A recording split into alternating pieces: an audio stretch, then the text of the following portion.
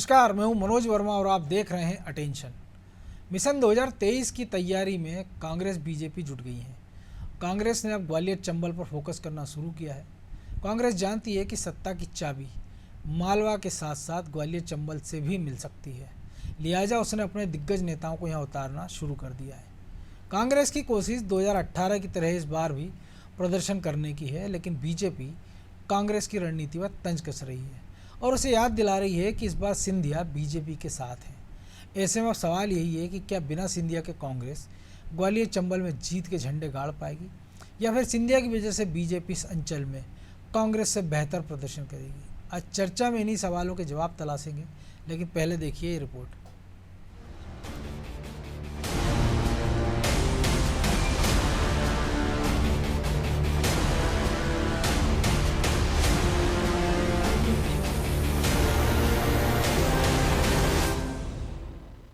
ग्वालियर चंबल पर ध्यान, कांग्रेस ने बनाया प्लान, दिग्गजों को मैदान में उतारा, चढ़ने लगा सियासी पारा।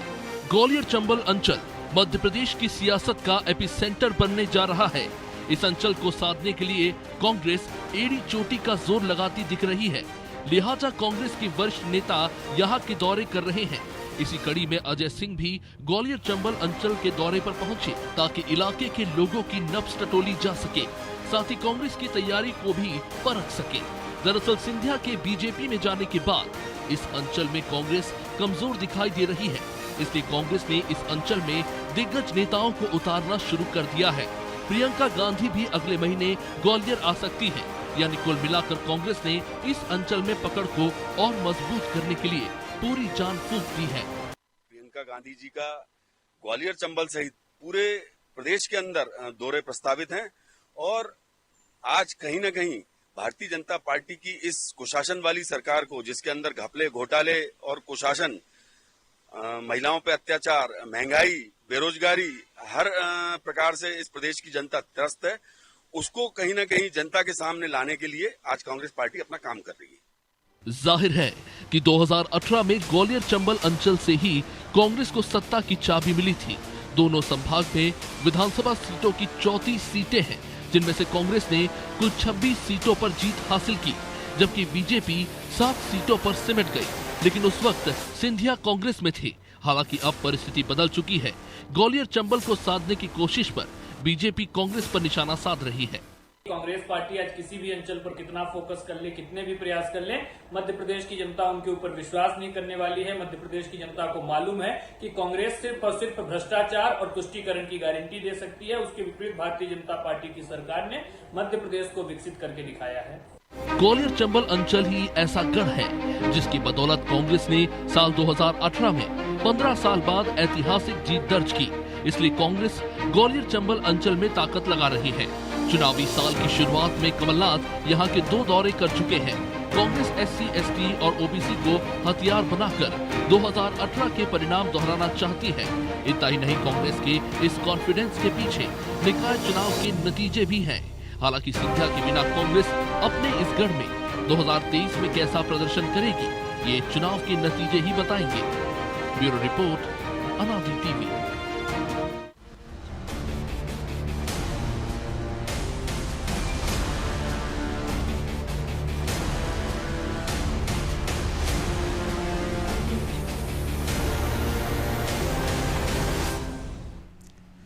तो ग्वालियर चंबल के ऐसी सियासी दंगल को समझने के लिए हमारे साथ जुड़ गए वरिष्ठ पत्रकार देवदत्त दुबे और हमारे सहयोगी ब्रजेश चौक से। वो स्वागत है दुबे जी। और 34 सीटों वाला ग्वालियर चंबल बीजेपी कांग्रेस के लिए इस चुनाव में कितना महत्वपूर्ण है, क्योंकि पिछली बार हमने देखा था कि जो सुप्रीम कोर्ट का फैसला था SC को लेके, उसके बाद जो चंबल में हिंसा हुई ग्वालियर चंबल में बड़े पैमाने पर, और उसके बाद जो नतीजा है उसने बीजेपी को बेदखल कर दिया था सत्ता से। हालांकि उपचुनाव में बीजेपी ने इसकी भरपाई करने की कोशिश की थी, लेकिन जब नगरीय निकाय के चुनाव हुए तो फिर लगा कि कांग्रेस में मजबूत नजर आ रही है। देखिए, चंबल का जो पूरा बेल्ट है वो यूपी से भी लगा हुआ है, तो वहाँ जो मतदाताओं में जड़ता जैसे बाकी प्रदेश में कि बीजेपी कांग्रेस में बटे हुए हैं, वहाँ कभी बसपा, जब यूपी में सरकार रही तो बसपा भी घुस गई, कभी सपा भी घुस गई, तो एक तरह मतदाता में जो जड़ता होती ना वो नहीं आ पाई है। तो वो किसी मुद्दे पे, संवेदनशील मुद्दे पे कभी नेतृत्व के मुद्दे पे वो इधर से उधर हो जाती है, उसमें थोड़ा सा झोलता है मतदाता, कोई स्थायित्व तो नहीं। जैसे भोपाल का आप देखेंगे आसपास का, तो फिक्स हो गया है मतदाता लगभग जो बीजेपी को जाएगा। यहाँ तो कोई भी टिकट लेता है। दिग्विजय सिंह 4.5 लाख से हार गए प्रज्ञा ठाकुर से। तो चंबल में अभी क्या है कि पिछले वहाँ जाति भी पासापा सपा के कारण जातीय समीकरण भी बने, तो उसके कारण जो आरक्षण को लेकर जो आंदोलन हुआ बस वो बीजेपी के खिलाफ गया। और फिर सिंधिया, उस समय ये लग रहा था कि सिंधिया मुख्यमंत्री बन सकते, एक कारण ये भी था, तो उसमें भी कुछ कांग्रेस के वोट बढ़े, तो एक अच्छा खासा वोट बैंक। जबकि बीजेपी के जितने धुरंधर नेता हैं अधिकांश चंबल से आते थे, नरेंद्र सिंह तोमर, माया सिंह, नरोत्तम मिश्रा, प्रभात झा और भी कितने सारी पूरी फेरिस्त है, जयभान पवैया। तो लेकिन इसके बावजूद भी जो रिजल्ट आए बहुत अच्छे आए। तो अभी जो कांग्रेस की नज़र है, एक वो महाकौशल, एक चंबल, यहाँ और अधिकतम किया जाए, जिससे उसको जो वातावरण उसको लहर में तब्दील किया जाए, तो अधिकतम सीटों की भरपाई। और एक उनको उम्मीद है इस बार बिंद से, कि पिछली बार बिंद में अधिकतम नुकसान हो चुका है, वहाँ अब जो भी होगा तो प्लस होगा। 3 सीटें केवल मिली थी, तो वहाँ भी एक उम्मीद है। तो ये जो सब जगह से भाजपा के गढ़ों में भी सेंध लगा रहा है। लेकिन चंबल का मामला जरा, चंबल की कई वर्षों से इच्छा है कि उसकी चाबी उसके हाथ में आ जाए, और उसके लिए वो छटपटाता भी रहा। लेकिन माधवराव सिंधिया भी चूक गए मुख्यमंत्री बनने से। अब उनको तो कहे कि बनने ही नहीं दिया गया, साजिशन।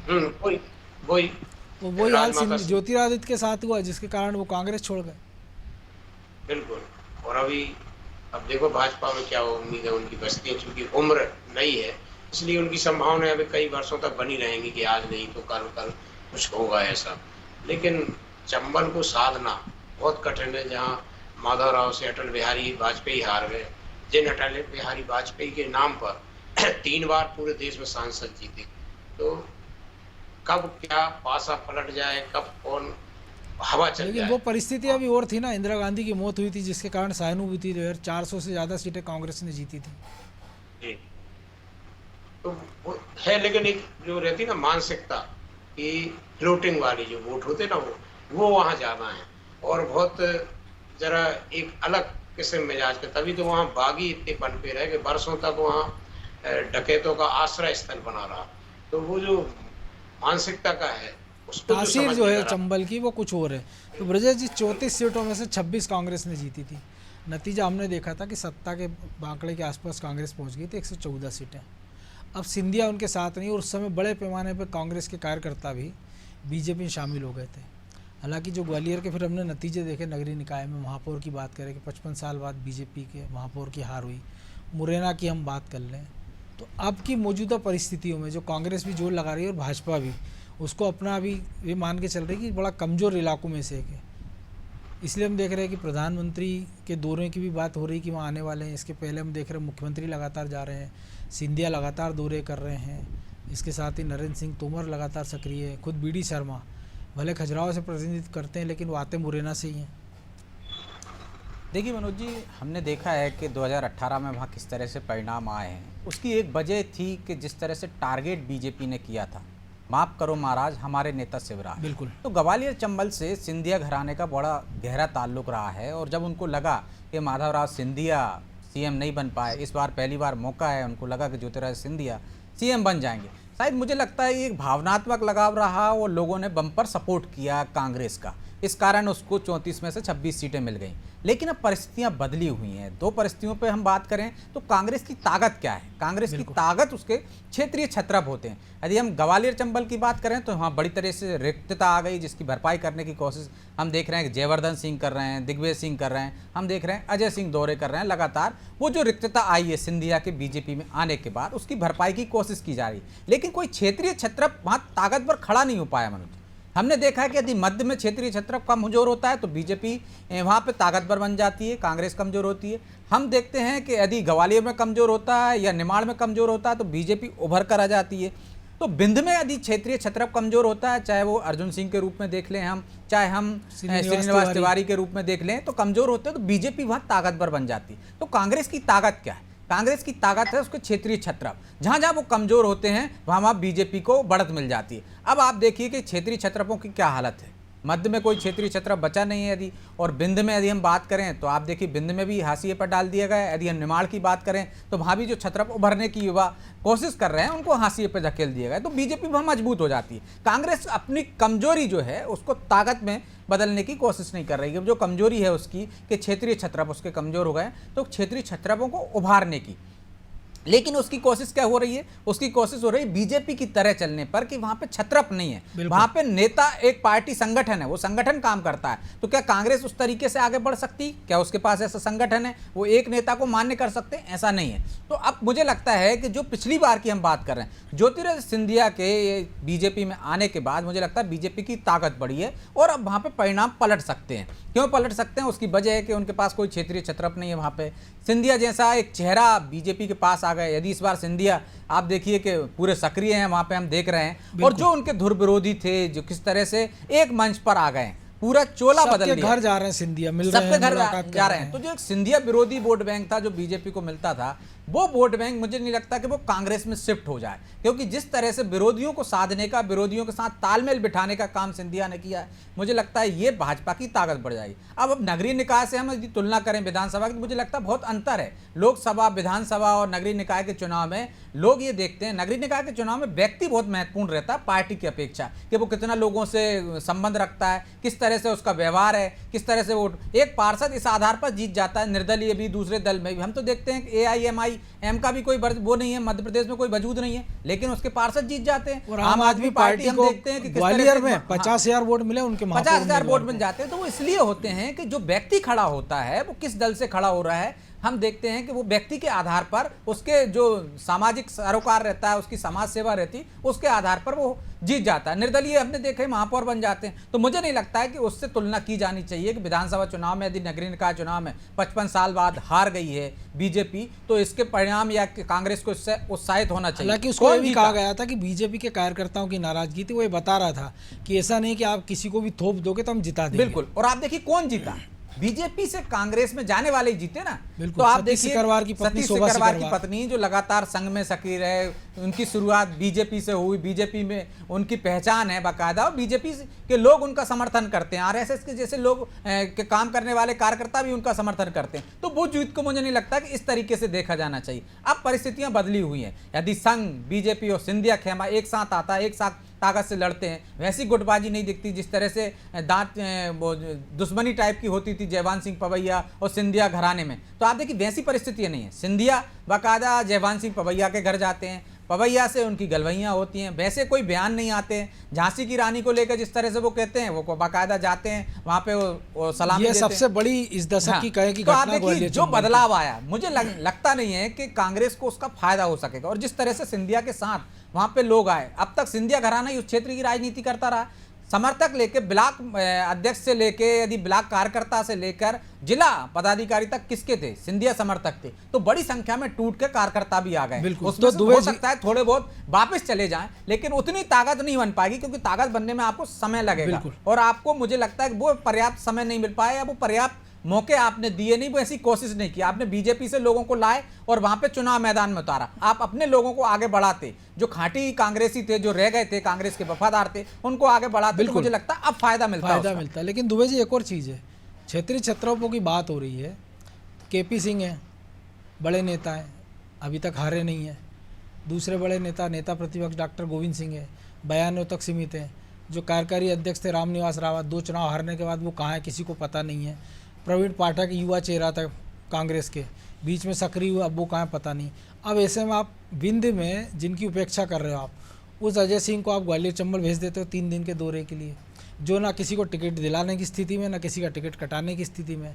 तो आपको नहीं लग रहा रणनीतिक रूप से कहीं ना कहीं कांग्रेस से गलती हो रही है कि आप जो स्थानीय बड़े नेता उनको दरकिनार करके ऐसे चेहरों पर दाव लगा रहे हो कि जिनकी अपनी खुद की टिकट भी शंका में है? देखिए, कांग्रेस एक रणनीति ये भी है, वो ये समझ रही है कि स्थानीय स्तर पर नेता जो रहते हैं वो गुटबाजी करते हैं, लेकिन आप ऐसे नेताओं को भेजोगे जो बाहर से आएंगे, उनके भी वहाँ समर्थक है, तो वो भी करेंगे। अभी कांग्रेस इसी कारण, तो आप देखो कि 15 सालों के बाद सरकार में आई, तब भी पूर्ण बहुमत नहीं ला पाई और 1.5 साल में चली गई। तो भाजपा में जबकि रणनीति बनाने वाले एक अलग है, थिंक टैंक अलग है, जो ये रिसर्च करते रहते कि अब क्या, कैसे क्या, उन्होंने जो सरकार गिरा दी, इनको हवा भी नहीं लगी। तो अभी कांग्रेस को समझना पड़ेगा कि उसका मुकाबला विश्व की सबसे बड़ी पार्टी से है, और उसके आप देखें कि दिग्गज जो राष्ट्रीय नेतृत्व है उसका पूरा फोकस मध्य प्रदेश में बन गया है। तो जब तक वो स्थानीय स्तर पर नेतृत्व को उभारेंगे नहीं, आप इनको कोई महत्व देंगे। लेकिन ये नेता भी ऐसे हैं जो अधिकांश है कि वो अपनी विधानसभा तक सीमित है, वहाँ सबसे बड़ा चेहरा सिंधिया ही था। ये भी भाजपा की एक रणनीति है कि एक सिंधिया को लाकर उन्होंने चंबल और मालवा सब जगह कांग्रेस को एक तरह से नेतृत्व विहीन कर दिया। लेकिन स्थानीय स्तर पर यदि ये नेतृत्व उभार रहे हैं, क्योंकि आजकल लोकल और वोकल जैसी जो बात चल रही है, वो यदि 2-3 विधानसभा में प्रभाव रखने वाले नेताओं को भी एक-एक जिले में उभार दें तो उससे भी काम इनका बन सकता है। लेकिन जो गुटबाजी है, मेरा तेरा, उसमें तो अच्छों को किनारे लगाने की बात है। हम और आप देख ही रहे हैं कि अरुण यादव को खूब पीछे ढकेला गया, अजय सिंह को, और किन को और कैसे लोगों को सामने लाया गया। तो ये तो पार्टी को समझना पड़ेगा कि उसको सरकार में आना है कि अपना प्रभाव जमाए रखना है, व्यक्ति बड़ा कि दल बड़ा। और तो ये संकट तो कांग्रेस के साथ हमेशा रहा है ना।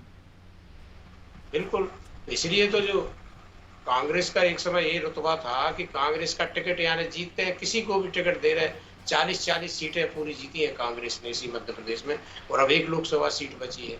अब चूंकि 29 सीटें बची हैं, उस समय 40 हुआ करती तो 40 जीतती थी छत्तीसगढ़ मिला के। अविभाजित मध्य प्रदेश में हुआ क्यों हुआ ऐसा? इसलिए तो हुआ कि आप उभर ही नहीं पा रहे। कब तक आप उस इसी कमियों का फायदा उठा के धीरे धीरे भाजपा ने उस स्पेस को भरा और अपना स्थान बनाया।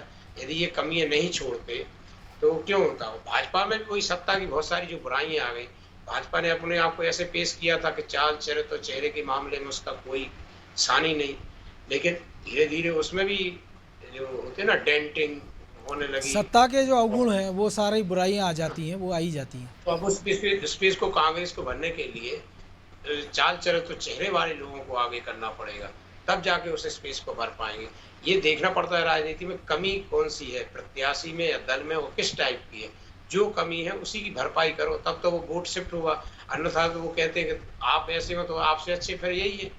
तो ये जब तक उनकी रणनीति ये नहीं करेगी कि एक रिसर्च करें कि क्या हो रहा है, क्या मुद्दे उछाले जाएं, कौन व्यक्ति को आगे बढ़ा जाए, क्या बातें की जाए, तब तक तो उनके लिए बहुत दिक्कतों वाला काम है। क्योंकि चुनाव किसी के लिए भी आसान नहीं है। कोई भी वातावरण बने, कोई तो रिसर्च से होगा क्या? जब तक नेताओं की मुंह पे कंट्रोल नहीं होगा, कि हम देखते हैं कि जब इनाम देने की बात आती गीता प्रेस को तो उनकी तुलना वो सावरकर गोडसे से कर देते हैं। तो रिसर्च भी क्या करेगी? तो ब्रजेश जी, एक और चीज़ है ना कि ग्वालियर चंबल में हम देख रहे हैं ऐसे नेताओं को स्पेस दिया जा रहा है जो वहाँ पार्टी के किसी काम नहीं आने हैं। जयवर्धन सिंह हम देख रहे हैं लगातार सक्रिय है, वो गुना से ग्वालियर तक के बेल्ट में लगातार घूम रहे हैं। लेकिन आपको नहीं लगता है जब चुनाव आएगा तो सबसे पहले अपनी सीट को सुरक्षित करेंगे राघोगढ़ को, ऐसे में किसी काम में नहीं आ पाएंगे? दिग्विजय सिंह जरूर वहाँ पे दौरा कर चुके हैं, कमलनाथ के भी दौरे बन रहे हैं, प्रियंका गांधी भी आने वाली है, लेकिन अकेले दौरे से कुछ हो जाएगा? देखिए मनोज जी, दौरे से कुछ नहीं होने वाला। दौरों के साथ साथ मैंने जो पहले कहा था कि कांग्रेस की ताकत उसके छत्रप होते थे, और पहले जो छत्रप होते थे हम देखते थे उनको आला कमान उनका मजबूत होता था तो सबको बराबर का वो महत्व देता था। आप देखिए कि सिंधिया जब तक रहे, माधवराव सिंधिया, उनके क्षेत्र में इलाके में कोई दखल नहीं दे पाए। क्या आज की तारीख में कमलनाथ के इलाके में कोई दखल दे पाएगा? क्या दिग्विजय सिंह के इलाके में कोई दखल दे पाएगा? लेकिन नहीं, बाकी के लोगों के इलाकों में दखल दिया जाता है। हम देखते हैं अरुण यादव, यदि वो एक क्षेत्रीय छत्रप के रूप में उभर रहे हैं तो किस तरह से उनको हाशिए पर धकेला जाता है, वहाँ दखल दिया जाता है। हम देखते हैं कि यदि बिंद में यदि कोई क्षेत्रीय छत्रप के रूप में उभरने की कोशिश कर रहे हैं, वहाँ की ताकत बनने की कोशिश यदि अजय सिंह करते हैं तो वहाँ पे प्रभारी दूसरे और उनके विरोधी को बनाकर भेज दिया जाता है, वहाँ पे कमलेश्वर पटेल पर हाथ रखा जाता है। तो आप देखिए गुटबाजी को बढ़ावा दे रहे हैं। क्षेत्रीय छत्रप को कमजोर इसलिए किया जा रहा है कि दो ही लोगों की रहे मध्य प्रदेश में, कमलनाथ की और दिग्विजय सिंह की ताकत, तो इसलिए जयवर्धन सिंह वहाँ सक्रिय हो रहे हैं, अजय सिंह को वहाँ सक्रिय किया जा रहा है ताकि वो दिग्विजय सिंह की छत्र छाया में भी रहे। तो आप देखिए बाकी के लोगों को जो क्षेत्रीय छत्रप बन सकते थे वो क्यों नहीं उनको उभारा जा रहा है? क्यों नहीं वहाँ पे गोविंद सिंह को, रामनिवास रावत को, इनको मौका दिया जा रहा है? और उन लोगों को आप आगे ला लिया। आप ऐसे लोगों पर दाव लगा रहे हैं कि जिनकी जमीनी पकड़ नहीं है, वो संगठन में है, वो लंबे समय से किसी की कृपा पात्र से पद पाते रहे हैं, सत्ता का सुख भोगते रहे हैं, छत्रपों की छत्र छाया में हम कह सकते हैं। बिल्कुल। लेकिन अब आप उन पर दाव लगाएंगे जिनका जनाधार नहीं है, तो मुझे लगता है उसका नुकसान होगा। और बीजेपी जिस तरह से 2018 के बाद से जो पहले उनको जो सबक मिला है, उस तरह की बयानबाजी नहीं कर रही, उस क्षेत्र पर फोकस कर रही है, वहाँ के विकास पर ध्यान दे रही है। और वहाँ पे जो गुटबाजी की जो उम्मीद पाल कर बैठी थी कांग्रेस कि सिंधिया के जाने के बाद से वहाँ पे जो बड़े दिग्गज नेता हैं बीजेपी के, उन भी आपस में टकराव होगा, चाहे नरेंद्र सिंह तोमर हो, चाहे हम देखते हैं नरोत्तम मिश्रा हो, चाहे बी डी शर्मा हो, प्रभात झा हो, या ज्योतिरादित्य सिंधिया हो, इनके बीच में टकराव होगा, उसका फायदा उनको मिल जाएगा। तो वैसे कोई संकेत मिल नहीं रहे बीजेपी की तरफ। बिल्कुल। तो मुझे लगता है कि कांग्रेस को नई रणनीति के साथ क्षेत्रीय लोगों को, जो क्षेत्रीय वहाँ पे जो युवा हैं जिनको आगे लाना चाहिए, उनको इस भरोसे पर नहीं रहना चाहिए कि झगड़े होंगे, झगड़े के बाद वो उनसे कुछ टूट कर आएंगे, उनकी बदौलत वो नैया पार नहीं कर सकते। वो लोग आएंगे, उनके लिए प्लस हो सकते हैं कि यदि वो टूट कर आ रहे हैं, वहाँ पे कोई गुटबाजी दिखती है बीजेपी में, बीजेपी नहीं साथ पाती है, तो वो जिस तरह से एक विधायक को ले आए हैं, उनको विधायक बना दिया, उम्मीदवार बना के, जिस तरह से हमने देखा सिकरवार की पत्नी को ले आए। तो इसके अलावा आपके पास है क्या? सिर्फ आप इस उम्मीद पे बैठे रहेंगे कि बीजेपी से नाराज होकर बीजेपी के जिन लोगों का हक मारा जाएगा वो आपके पाले में आ जाएंगे, उनसे आप पूरी फतेह कर लोगे। तो मुझे लगता है ये रणनीतिक चूक है। उसके लिए पहले से आपको मजबूत होना चाहिए। यदि कोई और आपके पास आता है तो वो आपकी ताकत बने, ना कि आप सिर्फ उसी के भरोसे रहें। तो कांग्रेस को उस हिसाब से काम करेगी तो मुझे लगेगा बेहतर होगा। बिल्कुल। और सबसे बड़ी बात है कि ये भी है ना राजनीति में कि 2 और 2 4 नहीं होते और 1 और 11 भी नहीं होते। ये सेंटर, वो जो एपिक सेंटर बदलते रहते हैं। लेकिन सवाल यही, क्योंकि अभी चुनाव में हालांकि वक्त है, जब तक चंबल में बहुत कुछ पानी बह चुका होगा, लेकिन फिलहाल की मौजूदा स्थिति में कह सकते हैं कि कांग्रेस के लिए चंबल की डगर या ग्वालियर चंबल की डगर फिलहाल कठिन नज़र आती है। बहरहाल समय की कमी है, इसलिए चर्चा को ही विराम देना होगा। बहुत धन्यवाद दुबे जी। तो निश्चित तौर पर ग्वालियर चंबल पर बीजेपी की भी नज़र है और कांग्रेस की भी। अब सिंधिया बीजेपी के लिए कितना प्लस करते हैं और कांग्रेस के लोग कांग्रेस के लिए कितना प्लस करते हैं या माइनस साबित करते हैं, इस पर भी हमारी नज़र होगी। अटेंशन में आज इतना ही। मुझे दीजिए इजाज़त और आप देखते रहिए अनादि टीवी। नमस्कार।